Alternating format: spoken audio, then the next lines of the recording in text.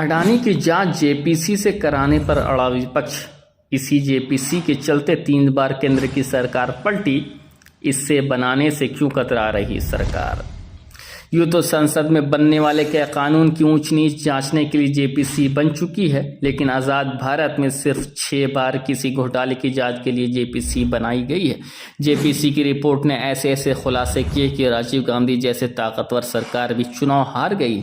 देश में उग्रवाद का फाटक खोलने वाले नरसिम्हा राव दरकिनार हो गए हैं। मनमोहन सरकार 2G घोटाले में ऐसी फंसी कि कांग्रेस दोबारा सत्ता में नहीं लौटी। आइए जानते हैं कि जेपीसी क्या है और जेपीसी क्या भला है, ये बनती कैसी।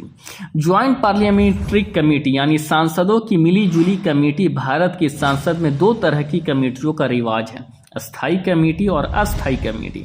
स्थायी कमेटी का प्रावधान संविधान में है, जैसे पैक यानी परमानेंट अकाउंट्स कमेटी। ये सरकार के वित्तीय कामों पर नजर रखती है और उसकी जांच करती है।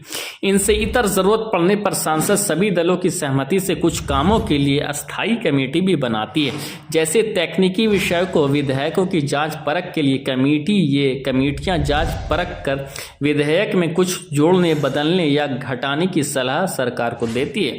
ठीक इसी तरह देश में होने वाली किसी बड़ी घटना या घोटाले की जांच के लिए भी सांसदों की मिलीजुली कमेटी यानी जेपीसी बनाई जाती है। अडानी मामले की जांच के लिए विपक्ष ऐसी ही जेपीसी बनाने की मांग कर रहा है। चूंकि संसद में सरकार का बहुमत होता है, इसलिए कमेटी बनाने या ना बनाने का फैसला सरकार के हाथ में होता है। जेपीसी की परंपरा भारत ने ब्रिटेन से संविधान से ली है। जेपीसी में कौन कौन मेंबर बन सकते हैं और ये कैसे चुने जाते हैं? ज्वाइंट पार्लियामेंट्री कमेटी सांसद का ही एक छोटा रूप होता है, यानी इसमें कोशिश की जाती कि सदस्य उसी अनुपात में रखे जाएं जिस अनुपात में लोकसभा में पार्टियों के सदस्य हैं। साफ है, इसमें भी सत्ताधारी पार्टी का बहुमत होता है। इसमें राज्यसभा भी सदस्य होते हैं, लेकिन इसके मुकाबले में लोकसभा के सदस्य 2 गुने होते हैं। हालांकि कमेटी में कितने लोग होंगे इसकी संख्या तय नहीं होती। आमतौर पर करीब 30 सदस्य होते हैं। जेपीसी भले ही सांसद बनाती है, लेकिन इसके लिए लोकसभा में साधारण बहुमत प्रस्ताव पारित करना जरूरी है।